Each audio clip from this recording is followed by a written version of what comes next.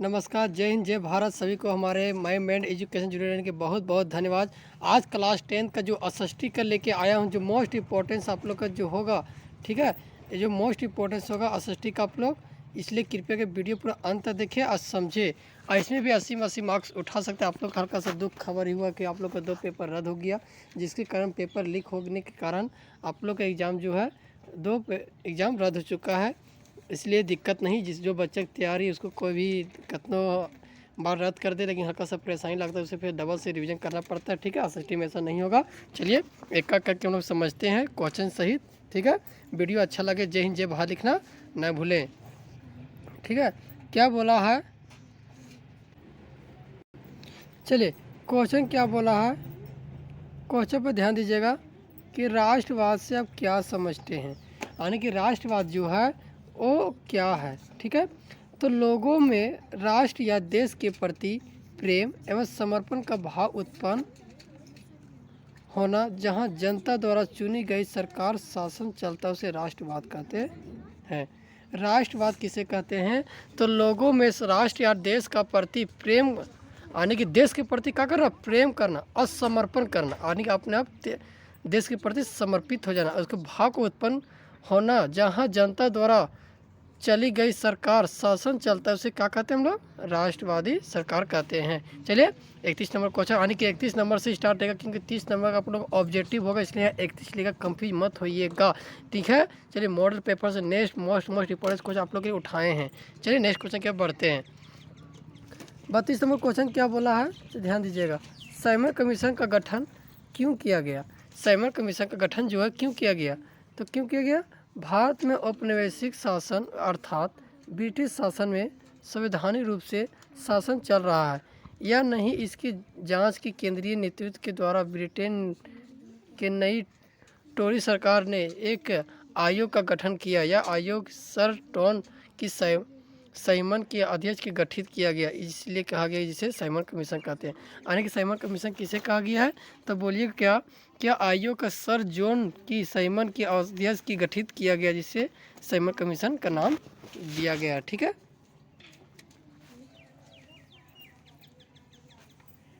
Next question क्या है, मानव निर्मित के संसाधन के 5 उदाहरण लिखे। मानव निर्मित के 5 उदाहरण कौन कौन से लिख सकते हैं, मानव निर्मित के संसाधन 5 को कौन सा, बांध बनाना, मशीन बनाना, उद्योग, मकान, सड़क, ये क्या है, मानव निर्मित है। मानव निर्मित संसाधन किसे कहते हैं, जो मानव उसको अपने खुद के से अपने हाथों द्वारा बनाया, उसे क्या कहते हैं, मानव निर्मित संसाधन कहते हैं। ठीक है, चलिए नेक्स्ट क्वेश्चन की ओर बढ़ते हैं। नेक्स्ट क्वेश्चन क्या है, जैव विविधता क्या है। जैव विविधता क्या है, विविधता के मतलब होता है अलग अलग। ठीक है, तो पृथ्वी पर अनेक प्रकार के प्राणी, वन जीव, पेड़ पौधे पाए जाते हैं। इन सबके में अनेक प्रकार के जैविक और संरचनात्मक विभिन्नता पाई जाती है, इसी को जैव विविधता कहते हैं। जैव विविधता किसे कहते हैं, तो पृथ्वी पर अनेक प्रकार की प्राणी, वन जीव और पेड़ पौधे पाए जाते हैं, यानी अलग अलग प्राणी के अलग अलग वन जीव और पेड़ पौधे पाए जाते हैं। इन सब में अनेक प्रकार के जैविक और संरचनात्मक विभिन्नता पाई जाती है, इसी को हम लोग क्या कहते हैं, जैव विविधता कहते हैं। कहते हैं सामुदायिक सरकार जानबे करते हैं, जहाँ लोगों का समूह जो एक ही क्षेत्र में रहते हैं और एक ही भाषा का संस्कृति बोलते हैं, उसे सामुदायिक सरकार कहते हैं।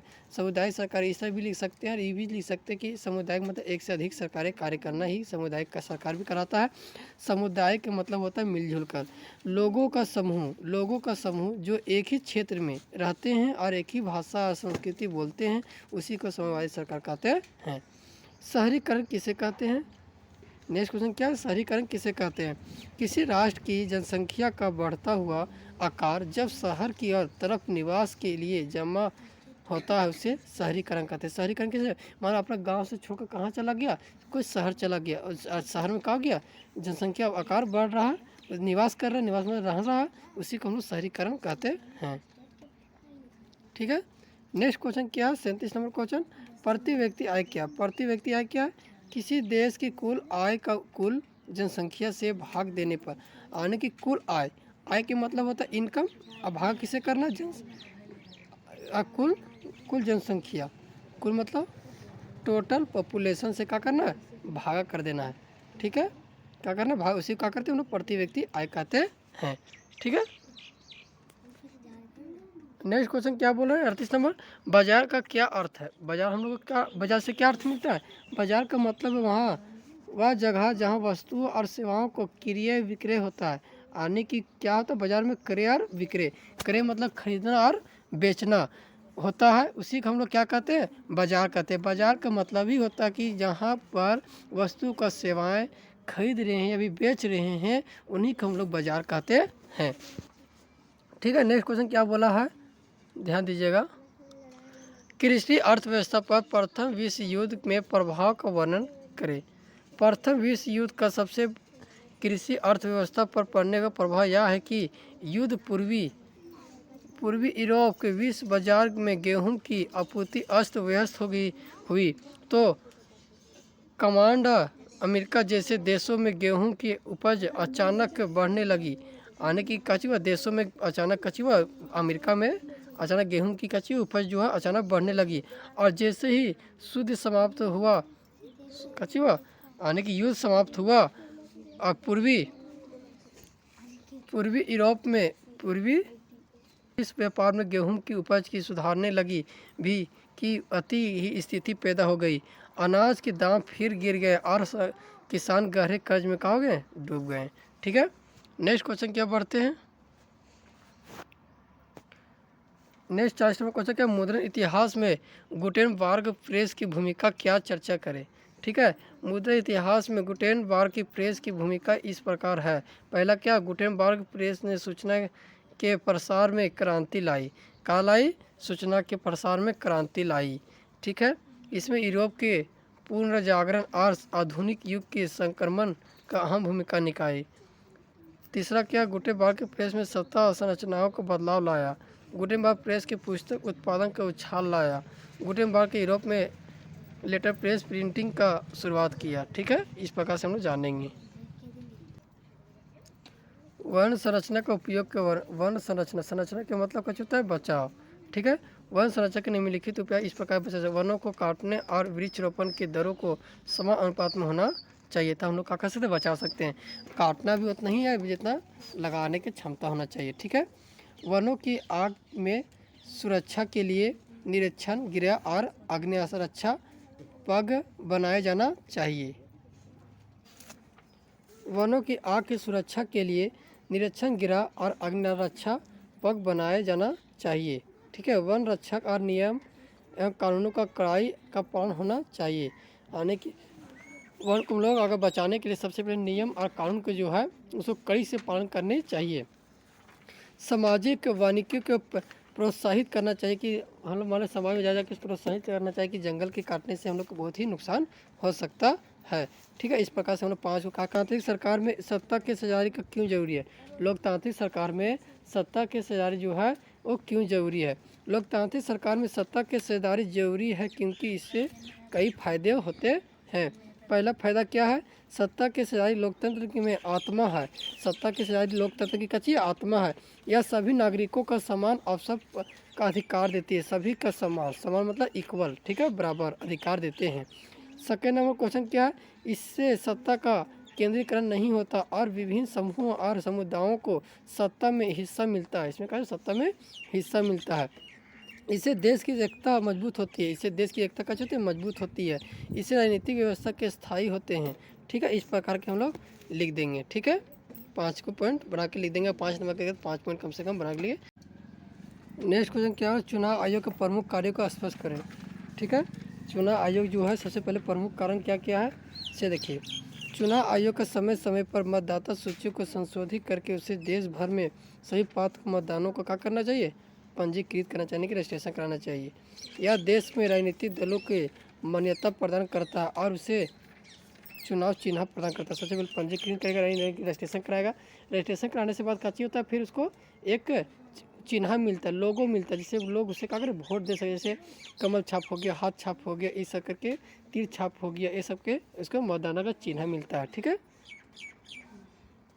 नेक्स्ट टॉपिक क्या है, थर्ड नंबर, चुनाव आयोग का यह सुनिश्चित करता है कि राजनीतिक दल आदर्श से आचार संहिता के पालन करें। आचार संहिता मतलब ज़्यादा तक आचार संहिता के अंदर ही काम करना होता है। चौथा नंबर, यदि चुनाव धांधली, हिंसा या अन्य कोई अनियमित पाई जाती है तो चुनाव आयोग का चुनाव रद्द किया जा सकता है। अगर कुछ हिंसा हो रहा है, कोई धांधली किया जा रहा है तो उसे क्या सकता है, रद्द किया जा सकता है। पंचवा क्या है, चुनाव आयोग का चुनाव व्यवस्था के लिए सतत अधिकारी का नियुक्त करता है।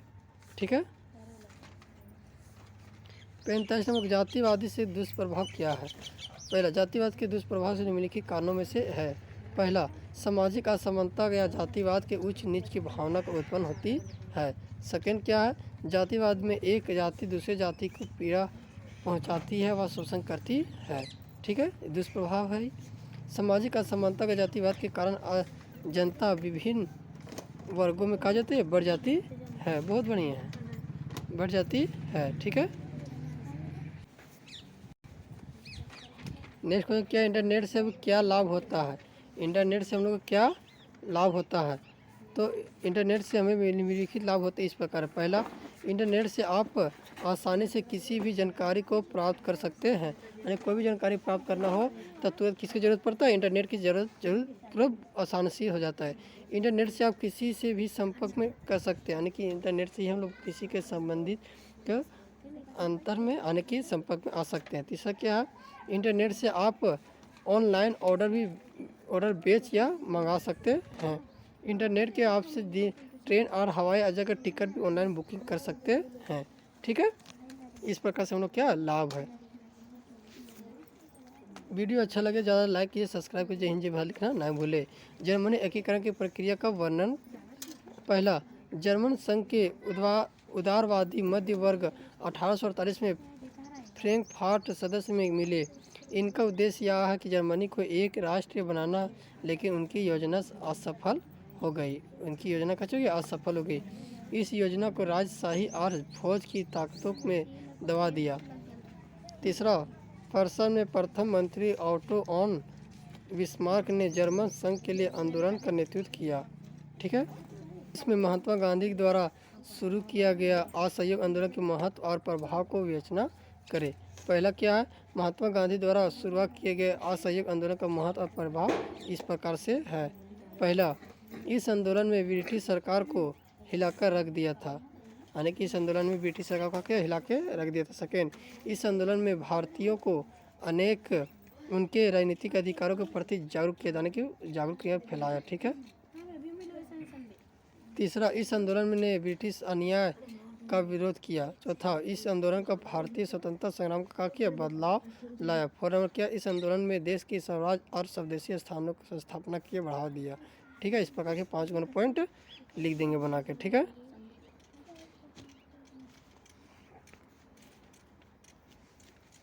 संघीय सरकार की मुख्य विशेषता क्या है। संघीय शासन सरकार की मुख्य विशेषता को भी ध्यान दीजिए। पहला क्या है कि संघीय सरकार की शक्तियों का बंटवारा केंद्र और राज्यों के स्पष्ट रूप से होता है। हर एक अपने क्षेत्र में स्वतंत्र होता है। यानी संघीय सरकार में क्या होता है, शक्ति जो होता है, पावर जो होता है वो केंद्र सरकार और राज्य सरकार दोनों के पास हो सकते हैं, और दोनों अपने क्षेत्र में क्या चाहते हैं, पूरी तरह से स्वतंत्र होता है। खा नंबर क्या है, इस प्रकार के सरकारों को संविधान लिखित और कठोर होता है। संविधान कैसे होता है, लिखित और कठोर होता है। इसे बदलना इतना आसान नहीं होता, उसे बदलने के लिए निश्चित संख्या राज्यों के समर्थन आवश्यक होता है। ग नंबर, इस प्रकार की सरकार को न्यायपालिका के पूर्ण रूप से स्वतंत्र होती है, ताकि वह केंद्र और राज्य सरकार का आपसी में झगड़े का निपटारा बिना किसी पक्षपात के कर सकेंगे। ठीक है।